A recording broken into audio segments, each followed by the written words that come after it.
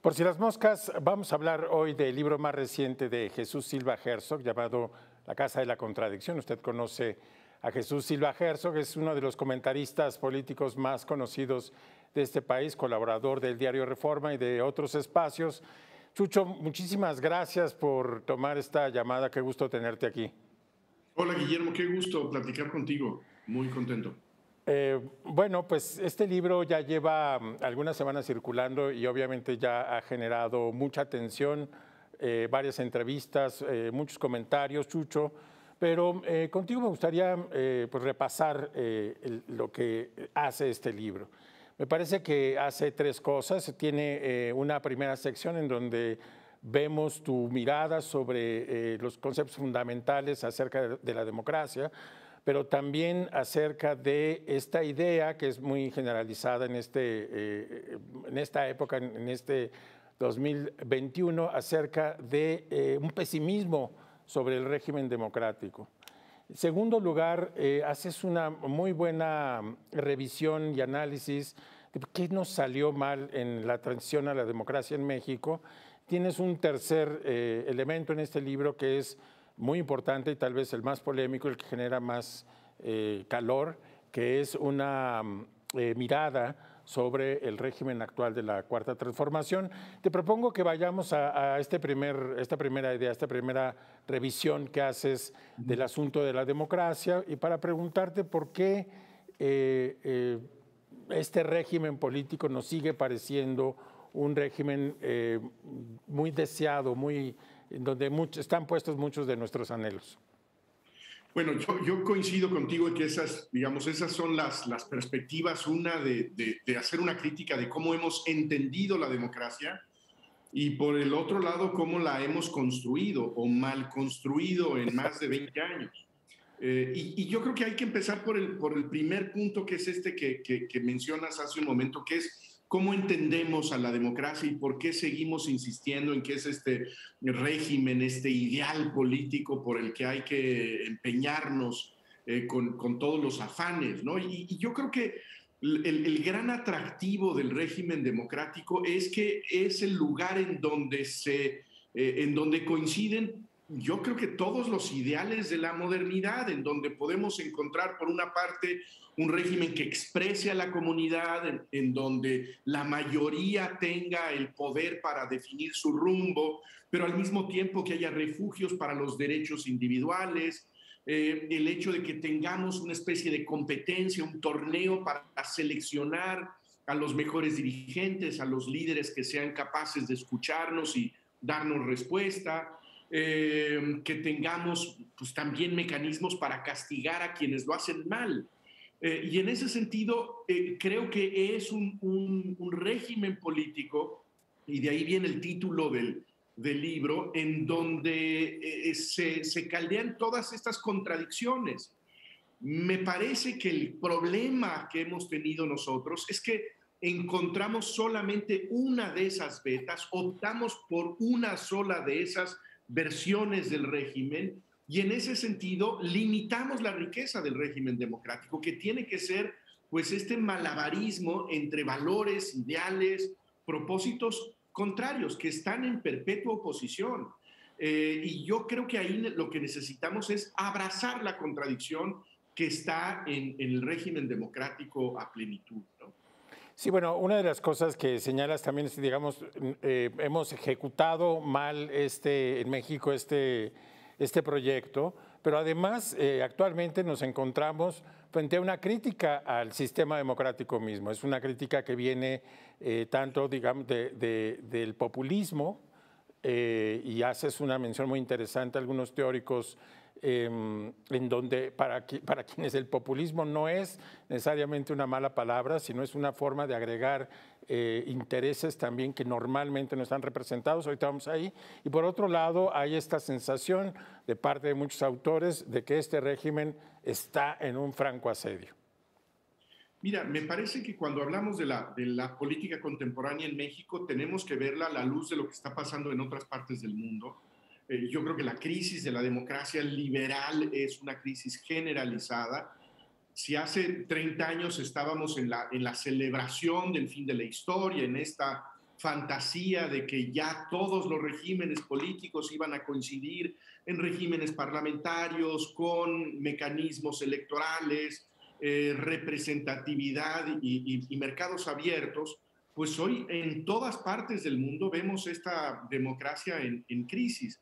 Y no solamente las democracias recientes, quizá como la mexicana, sino democracias tan sólidas, tan establecidas como la norteamericana, que tuvo pues a Donald Trump y que a lo mejor lo tiene de nuevo dentro de un par de años, ¿no? Así es, tú que estás ahora en Washington, te toca vivir este momento preciso donde acaba de haber unas elecciones y una soul searching, como hablan los norteamericanos, una búsqueda del alma de la democracia, porque está en peligro, ¿no? Se siente también que ahí se va a definir de una forma muy importante cómo vamos a ver el tema en los próximos años. Yo creo que sí, yo creo que estamos viendo en la debilidad del gobierno del presidente Biden, su descenso en la popularidad, en el hecho de que pues el discurso de la mentira abierta de Donald Trump sigue teniendo muchísima fuerza y tiene capturado al partido republicano, pues la amenaza de que regrese Donald Trump con esta idea que se le da históricamente la razón después de 4 años es terrible. Y lo vemos en muchas otras partes del mundo con estos pues, sistemas alternativos a la democracia liberal, en donde hay incluso orgullosamente esta bandera de ser democráticos y antiliberales, de ser democráticos y en contra de la división de poderes y de la rendición de cuentas, etcétera, lo cual a mí me parece una amenaza muy seria, porque yo entiendo que la democracia tiene que vivir no solamente con esta capacidad representativa, sino con estas cautelas que implican pues, la defensa de los derechos, de los procedimientos, en donde pueda haber mecanismos para castigar a un gobierno que no rinde buenas cuentas. Pues sí, entonces, digamos, en este marco está el análisis que haces de la situación mexicana. Hablemos de nuestra transición imperfecta. Haces un muy interesante recorrido por qué es lo que sucede entre Fox y López Obrador, pero dices una cosa muy interesante, Chucho, que nuestra transición no comenzó en 2000, sino en 1997. ¿A qué te refieres? Mira, a mí me parece que el gran momento en donde vivimos un cambio de régimen, auténticamente entramos al espacio del pluralismo democrático, fue en la última mitad, de la segunda mitad del gobierno de Ernesto Zedillo, en donde ya tuvimos nosotros a un presidente que no podía simplemente escribir con su propia mano la ley, reformar la Constitución a voluntad, sino que tenía que negociar con un Congreso opositor. Ahí entramos ese espacio en el que estuvimos del 97 al 2018, en donde tuvimos presidentes muy acotados, muy limitados por las fuerzas de oposición que en buena medida tenían pues la clave, el secreto de los gobiernos, que fueron desde ese momento hasta el 18 gobiernos en minoría. Y en ese sentido, pues nosotros nos inauguramos en el pluralismo democrático con gobiernos incapaces de gobernar, con gobiernos que no tenían una coalición mayoritaria detrás. Y en ese sentido también creo que se incubó esta sensación en muchos mexicanos de que la democracia equivalía a incompetencia, a torpeza política, a incapacidad de gestión. Y uno de los grandes cambios del 18 es que finalmente la mayoría ciudadana opta por una opción política que es Morena y que es el presidente López Obrador, y se le da pues un respaldo un bono, que claro. exactamente, ¿no? Y entonces creo que hemos vivido un poco en este péndulo, por una parte, de una desconfianza en toda capacidad de los gobiernos para moverse, y ahora pues con un gobierno en muchos sentidos desbocado, que tiene muy pocos frenos, ¿no? Así es. Tenemos que irnos a un corte y regresamos contigo, Chucho. Gracias.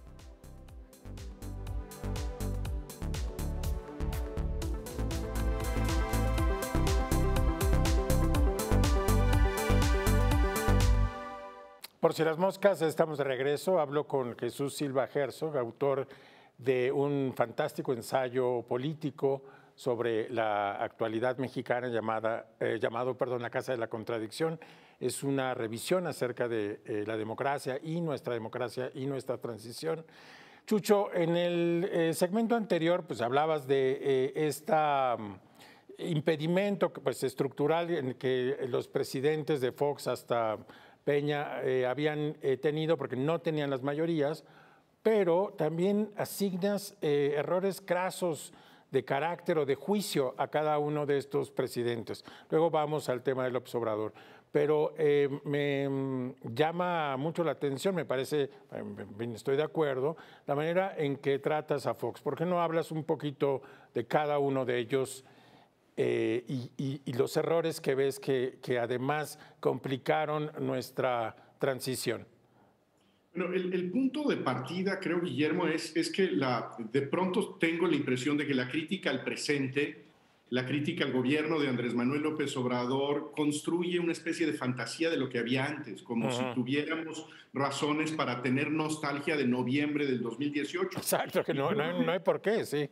No hay por qué. Creo que la crítica a López Obrador debe partir de la comprensión de qué es lo que lleva a López Obrador a ganar la presidencia de la manera en que lo hace, abrumadoramente en el 18, y a conservar todavía buenos y altos índices de popularidad, que tiene que ver con nuestra memoria reciente. Entonces, yo creo que la crítica tiene que empezar con la precuela de López Obradorismo, con lo que pasó del 2000 al 2018, y me parece que nuestra inauguración presidencial con Vicente Fox fue muy desafortunada. Y fue muy desafortunada porque Vicente Fox tenía la idea de que su cometido era la victoria sobre el PRI, el ganar la presidencia, pero no tuvo en ningún momento una idea de qué hacer con la presidencia de la República. No tenía, creo que ni siquiera la curiosidad para entender pues, las herramientas con las que contaba, los límites que tenía su poder, y por eso casi no hizo ni siquiera el esfuerzo de negociar con el Congreso. Una negociación que estaba impuesta por los números de los asientos en el Congreso. Tenía esta idea de que había ganado una especie de plebiscito y que su gran popularidad le iba a permitir avanzar su proyecto. Sí. Y lo que vimos es que no era suficiente el desparpajo con el que hablaba Vicente Fox, como era pues muy chabacano al hablar, que contrastaba con la vieja solemnidad de los priistas, y lo que vimos fue un gobierno pues francamente muy incompetente, un gobierno que no logró los cambios que había ofrecido y que en ese sentido nos empezó a generar esta idea que había la asociación entre gobierno democrático e ineptitud política e incapacidad para resolver los problemas.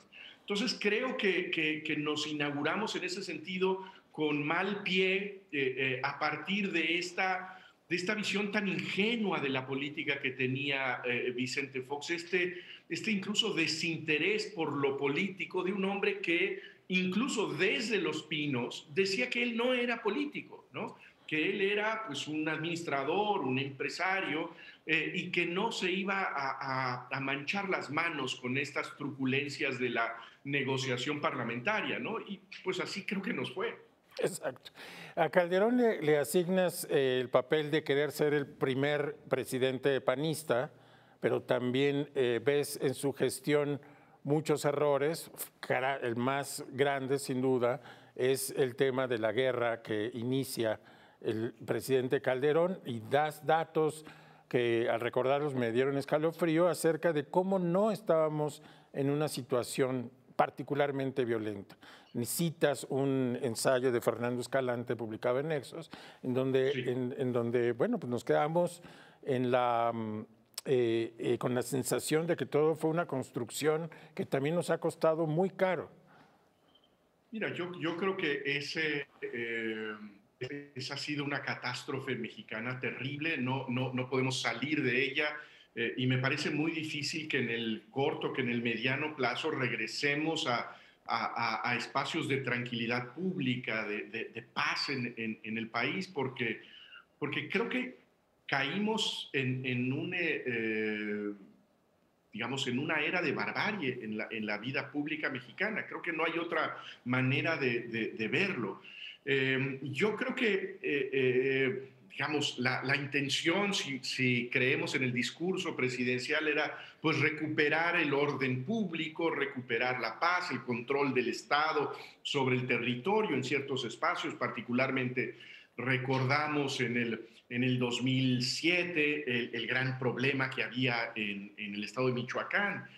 Bueno, el resultado es que al término de ese sexenio no teníamos un país con mayor orden, con mayor tranquilidad, con paz, sino que por el contrario se habían pulverizado las estructuras criminales que en vez de acotarse el espacio del crimen se dispersó. Y en ese sentido, pues creo que la responsabilidad de los gobernantes no está en lo que quieren hacer, no es lo que dicen querer hacer, no es ni siquiera lo que hacen, sino lo que provocan. Y en ese sentido, creo que la responsabilidad de Felipe Calderón es gigantesca. México es un país más inhóspito a partir de la presidencia de Felipe Calderón y me parece que ese es un juicio que puede sostenerse objetivamente a partir de los datos, incluso de la subjetividad de nuestra sensación. Qué distinto era salir a carretera hace unos años en donde no teníamos que preguntar si íbamos a llegar con vida al final de nuestro trayecto. Hoy tenemos que preguntar, ¿es seguro pasar por ese territorio, por esa carretera? ¿A qué hora tengo que salir para tener mayor tranquilidad? Yo creo que eso es terrible, sí creo que es un descenso histórico, civilizatorio terrible, el que es, me parece, responsabilidad de la administración de Felipe Calderón. Chucho, otra vez se nos ha terminado el tiempo. Te propongo pasar en el siguiente segmento un poquito por encima al régimen de Peña Nieto que le correspondería, porque creo que una parte importante de tu libro está centrado en cómo vemos el régimen actual. Vámonos a un corte y regresamos contigo.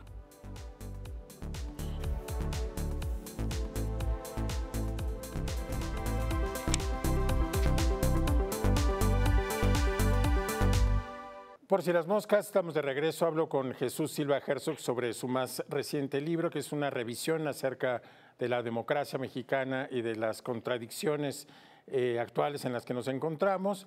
Le proponía a Jesús dar por descontado su crítica al cinismo y la corrupción del presidente Peña Nieto para centrarnos en una parte que es fundamental, es la tercera parte de este libro, que es una revisión a este régimen. Chucho, dices en el libro que es un régimen de voluntad y teatro. ¿A qué te refieres?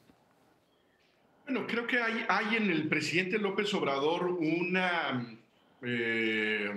digamos, una gran obsesión escénica. El presidente entiende que la política es básicamente escenificación de eventos.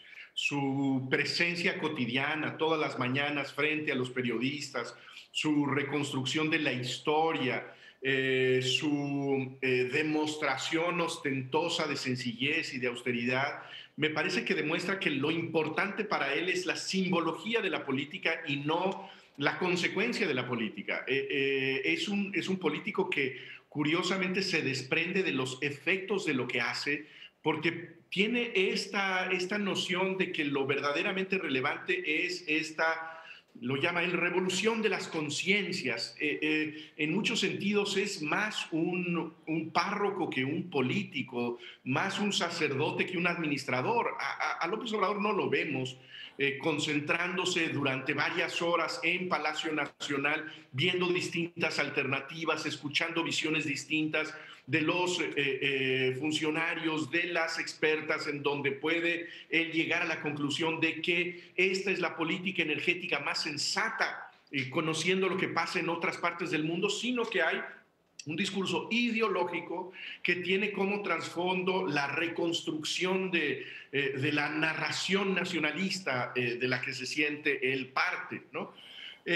Y esta idea de que la política es un poco el arresto, la voluntad, el arranque, que yo creo que lo hace también muy atractivo al presidente López Obrador, porque es un político que demuestra todo el tiempo que está en batalla contra personajes muy poderosos, que tiene grandes enemigos, que conspiran contra él desde todos los rincones del mundo, pero que él se mantiene firme, dando esa batalla todos los días.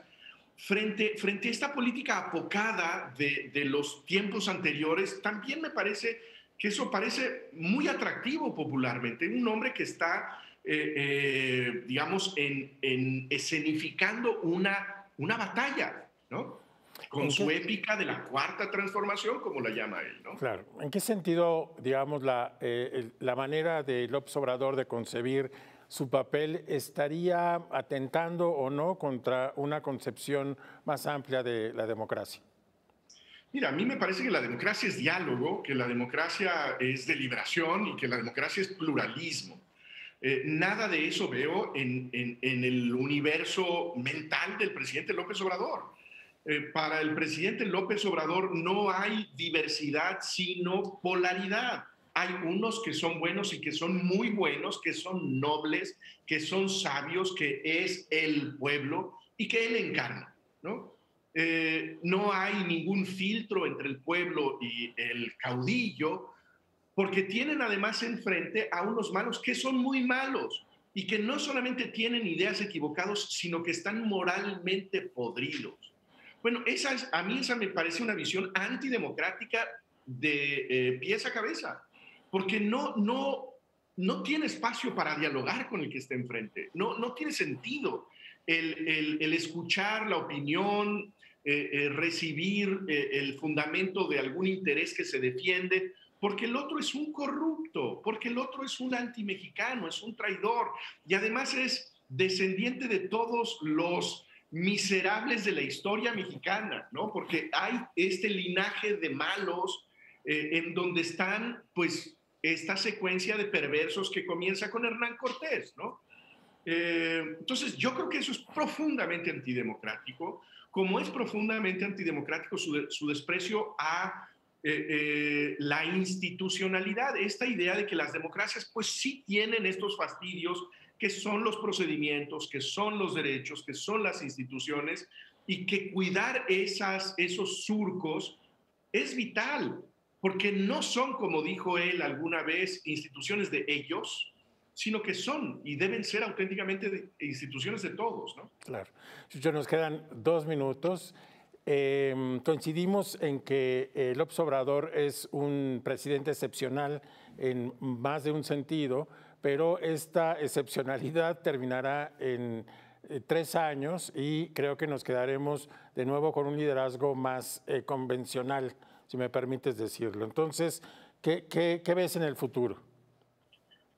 Bueno, yo veo riesgos en el futuro. Así, a mí me parece muy veloz el proceso de, digamos, demolición institucional. Yo creo que el daño que se le ha hecho a la estructura administrativa, a la estructura institucional del país es muy grave. Y al mismo tiempo creo que el ciclo mismo de la democracia implica una renovación en donde no veo yo la posibilidad de perpetuar esta forma de hacer política.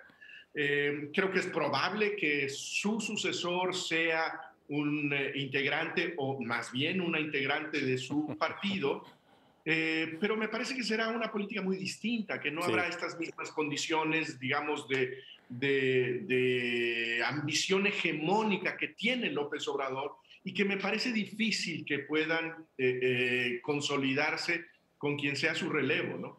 Claro. Chucho, pues nos quedan un montón de temas en el tintero, pero quiero invitar a la audiencia que lean tu libro porque es una extraordinaria invitación también a que pensemos nuestra democracia y dónde estamos parados en estos momentos y el asedio que hay desde distintos ámbitos a nuestra salud de la vida pública. Te quiero agradecer muchísimo que nos hayas acompañado aquí en Por si las moscas. Chucho, un abrazo. Muchas gracias, Guillermo, un gustazo. Gracias. Bueno, y a nuestra audiencia decirle que nos vemos aquí el próximo sábado a las 7:30 por si las moscas.